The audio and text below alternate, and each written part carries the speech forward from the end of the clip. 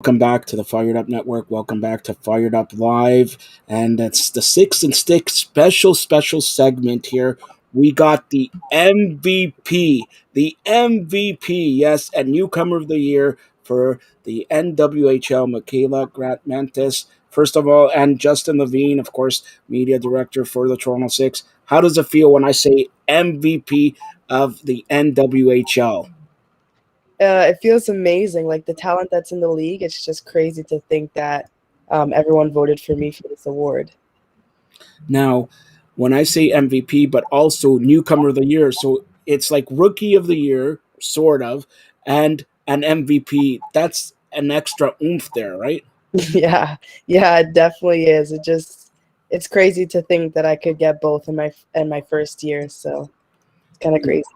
Now, when you look around and see that your MVP and newcomer of the year, and this year was kind of a screwed up year. Okay, take and anybody watching and listening to this, take us through what was your year from an MVP perspective, and a new team and a bubble and not a bubble and this and not having fans because you're the only team that did not have like fans for an expansion team.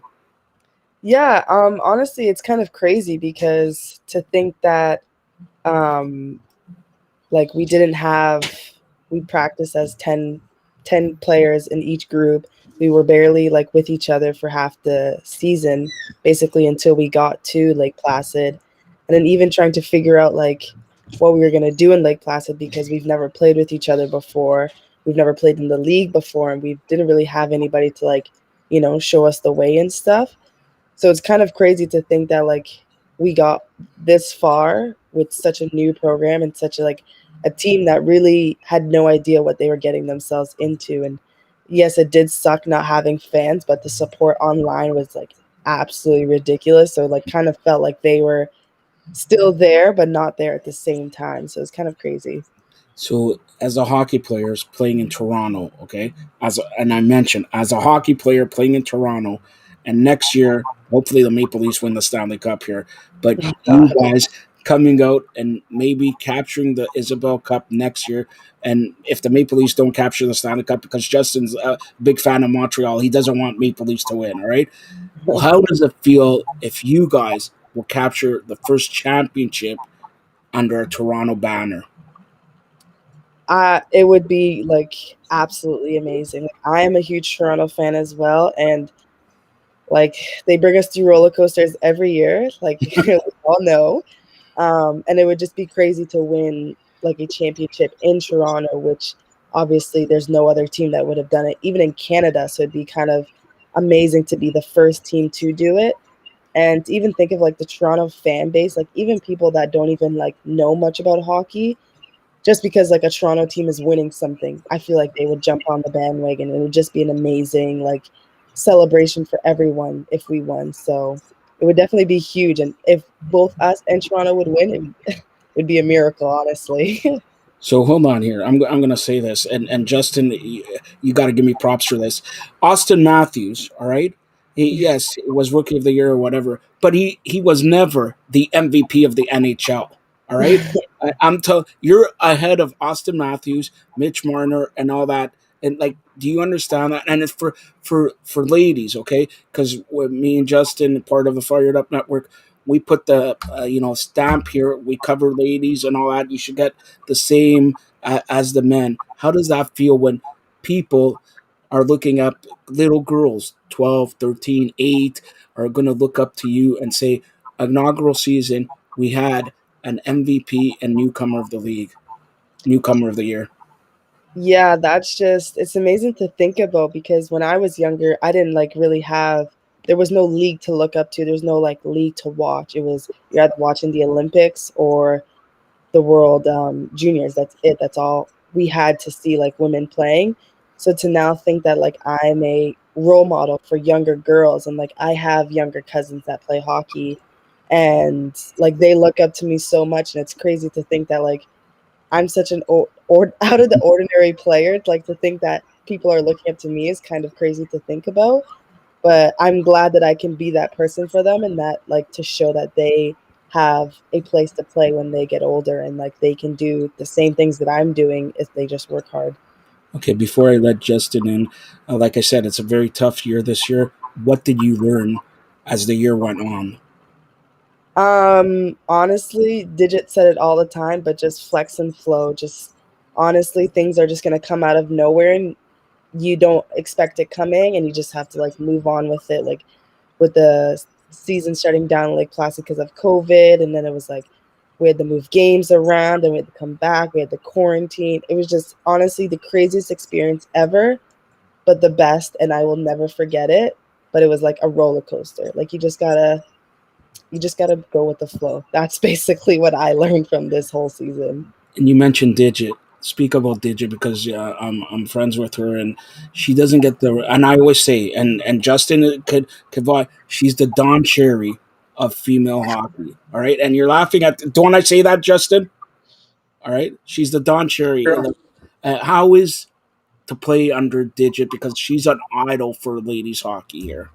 She is honestly the best. Like I don't think I've ever had a coach where it's like she's more crazier than the team. Like it's just amazing. The dynamic, like the energy she brings is like above ours. And it's like, okay, now we have to match her because there's no way she can be louder than us. And we're younger. We're the players. Like we're on this team. And it's like she would always like hype us up in practice and everything. Like she was honestly just like the funnest coach I think I've ever played for, just because she was so laid back, and she's like, it's okay if you make mistakes, just make sure they don't score. If they don't score, then I'm good. If they do score, we're gonna have a problem. She would always say that. So honestly, I loved playing for her. She's Okay, the best. Justin, go ahead. Carla, you went through a lot of adverse situations this year when we talk about, not being in Toronto due to the COVID-19 pandemic to working with different coaches from Gary Soper to Lisa Haley and Spiros Anastas. So, what was your biggest takeaway from each coach that you got to work with this year and, learning little things that only helped you to grow your game up to the point where you were a consistent goal scorer and thus taking home 4 awards tonight? They honestly each of them brought in their own specific skill that made our team so much better. And I think like even from Gary, where he was on the ice with like six of us because that's all we could have at that point, just his small little skills that we were doing, with no goalie in the net, like he still made it interesting and still made us work hard. And then when Lisa jumped on, she brought in her expertise, and then Spiros brought in his expertise from the male side. Like all together, all the coaches just made such a dynamic group that I think not even just me, it made the whole team like so much better.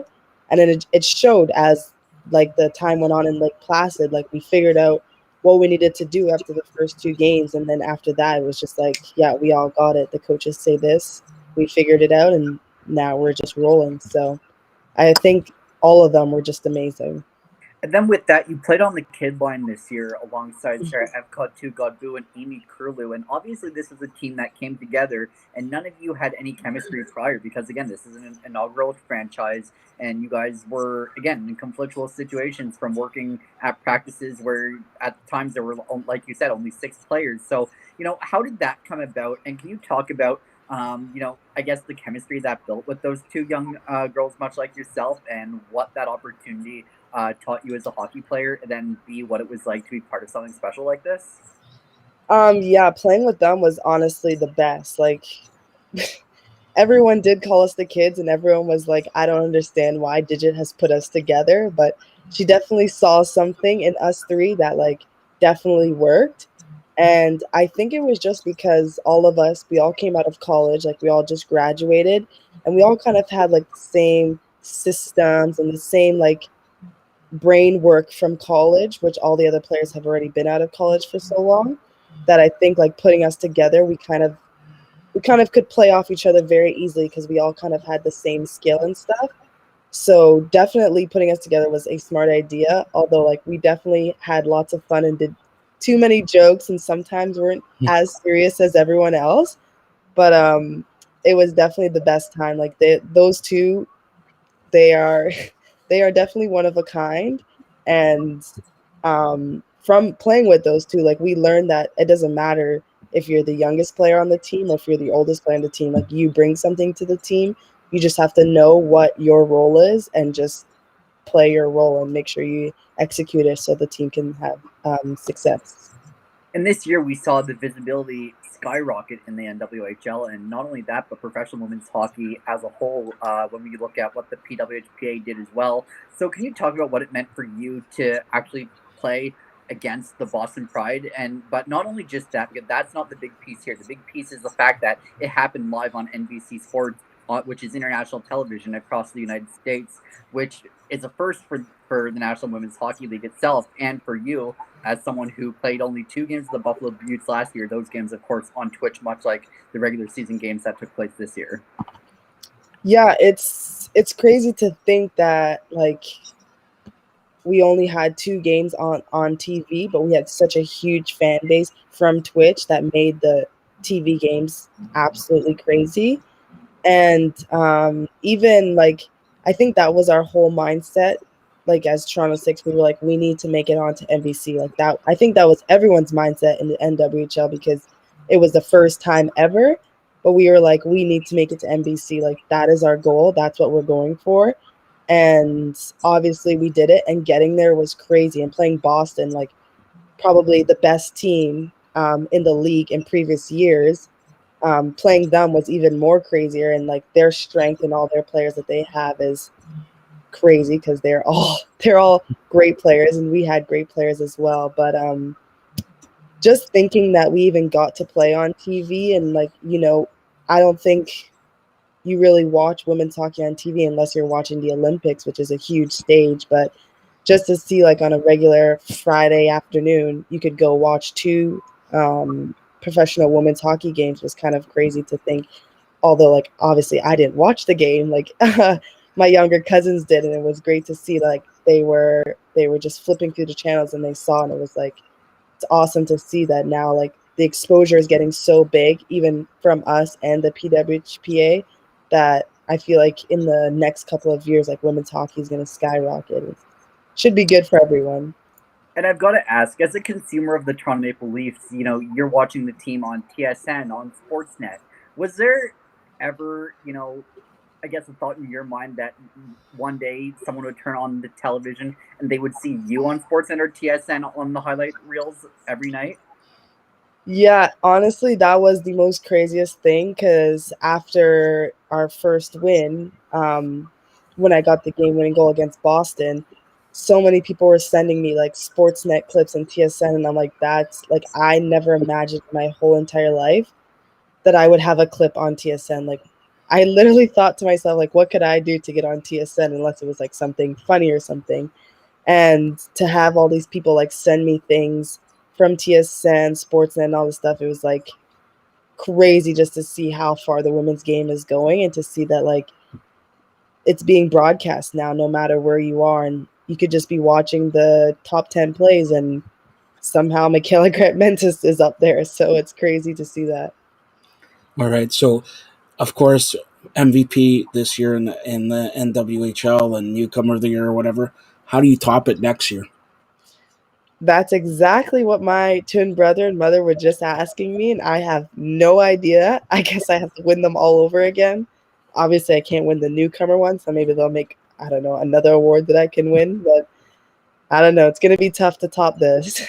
Okay, so during the bubble and during the Isabel Cup, we used to see TikToks about the dance. Okay, the dance. Okay, I'm gonna ask you teach Justin the dance because everybody has emailed me and say everybody's dancing around there and Digits dancing and Lindsay Eastwood and you and everybody's dancing, but we don't see Justin dancing. He's part of the Toronto Six. Come on, he could get down. Okay, can you teach him some moves at least, or what? Once we get into Toronto, and if he's at the games, you'll definitely be in our dance parties. How was that? Like that was the talk of the bubble. Like you guys were the talk of the bubble, winning and then actually letting yourself loose. They're being a team and okay, ho hum, we're playing hockey. Why we were so uptight? You always hear the cliches. Our backs against the wall, shift by shift. With Digit, it doesn't matter. You're here to play a game. Yeah, it was just it was all fun all the time, but we knew when we had to be serious. But it's like after a game, like we just won our first game in franchise history. Like we've never done this before as a team. This is like kind of our first time all being together. Like it was kind of just it's like we were just having a party after a game in our hockey equipment. Like, and everyone in the rink, like we heard, other people were telling us in the rink, like they could hear our music from in the stands. Like the camera people could still hear our music, and we were like, sorry about it, but like we're just having fun over here. So what do you do now that the season's over and all that? What are you preparing for next year? Are you taking a break? Do you want to be joining us in the meeting, taking Justin's job, being a playoff analyst for God's team, not the Montreal Canadiens, the Toronto Maple Leafs? Okay, I got to ask you. Playoff time is just around the corner. Okay, first, it looks like the Maple Leafs are first seed. Montreal right now the fourth seed. You know what that means, right? You and Justin have war, okay? So who's gonna win that one? The Maple Leafs or Montreal? Well, it definitely has to be the Maple Leafs. All right, Sorry. Justin, you're fired. Go away. No wonder she won the MVP and all that. Come on. But do you think it's the Leafs' year this year? Honestly, just because they're not playing Boston in the first round or the second round, I think we can go very far. Do you also have a hatred because Boston eliminated you guys, right? Do you also have a hatred for Boston? Hate, like hate. I played in Boston for 4 years, didn't go to a game, couldn't. I was like, nope, can't, nope, can't support them. Is that when you look at the Bruins and the Red Sox and all that, you change the channel right away, right? It's the, Definitely. I don't even know why. Like, I don't hate anybody on the team. I don't even hate the team. I just hate that they beat Toronto all the time. So, like, it just doesn't work with me. all right, and like I said, what are you doing in the off season? Because nobody knows about this COVID, and I have to.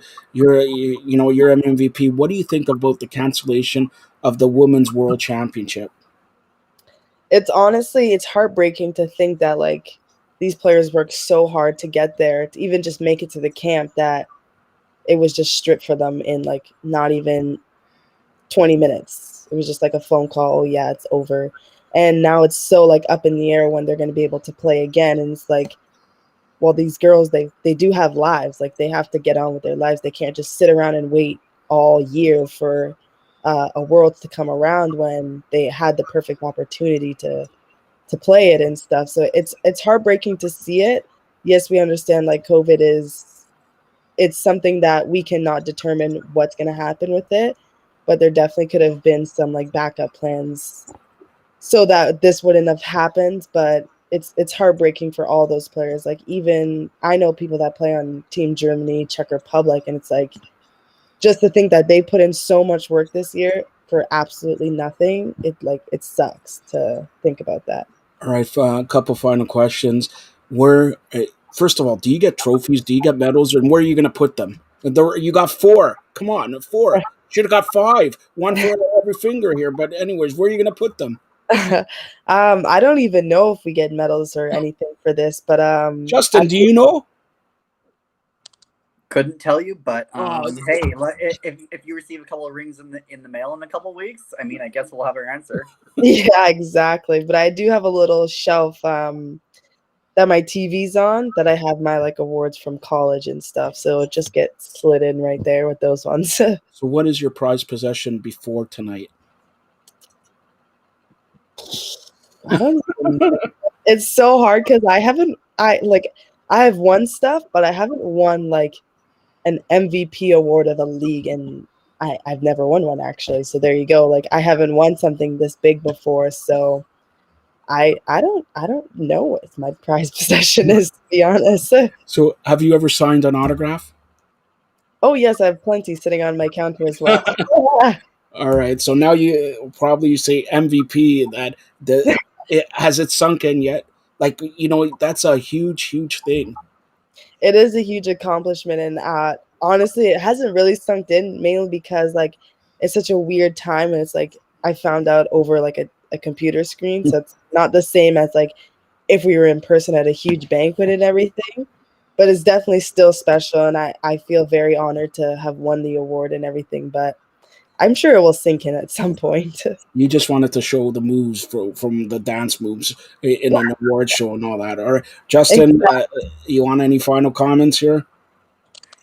Yeah, Mikhail, I'd like to ask you one more question. It was actually another big thing for professional women's hockey and the National Women's Hockey League today when they announced their raised salary cap from 150,000 to now 300,000. And so, can you talk about, I guess the outlook of that for the advancement of professional women's hockey and what, as a player, that means to you to see the game continuing to take another step in the right direction for the future of the game?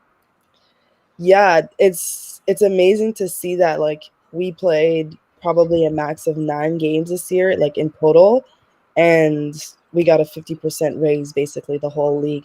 And it's crazy to see that in such a weird and unpredicted season that we did all this like accomplishment.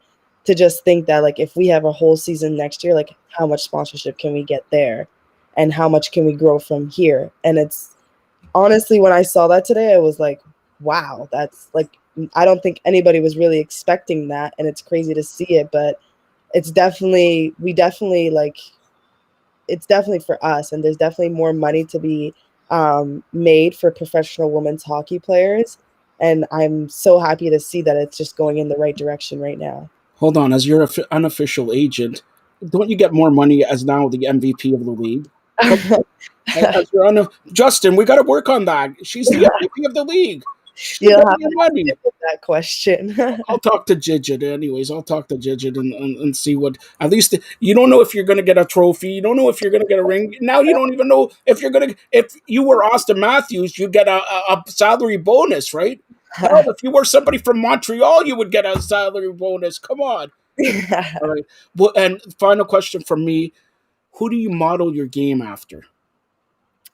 Um, I'm not sure. Like, I really try not to copy people. I try to have like my own style, but I take like little things from obviously like Austin Matthews. Like, I love how Mitch Marner plays. Like, he gets so many assists, which is kind of what I did in college.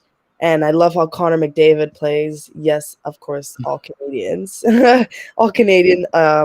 Not one Boston Bruin. Remember that. No Boston Bruins, definitely not. But like I kind of just pick things from like each players and like kind of see if like, oh, I like that move. Like let me see if I can do that. And like that's kind of how I go about my skill, I guess. I don't know. All right. So how do people get a hold of you on social media? I'm on Twitter. I believe my name is at Grant Mentis. And then on Instagram, I'm Bucky_13. Bucky_13. All right, Justin. How about you? You can find me at Justin Levine HBS and at the Toronto Six. We'll continue those celebrations with postings for Michaela Grant Mentis on such an incredible day and such an incredible season. Michaela, thank you so much for your time tonight, and congratulations on everything you accomplished this year. Thank you. Thanks for having me. Make sure you catch him on tape dancing, okay? I want to see that, all right? I definitely will. All right, thanks and congratulations. That's Macaulay Grant Mentis, the 2021 NWHL MVP, Newcomer of the Year. Thank you, and hopefully have a great off season. Thank you. Have a good one. Thanks, Justin. Also, Justin Levine.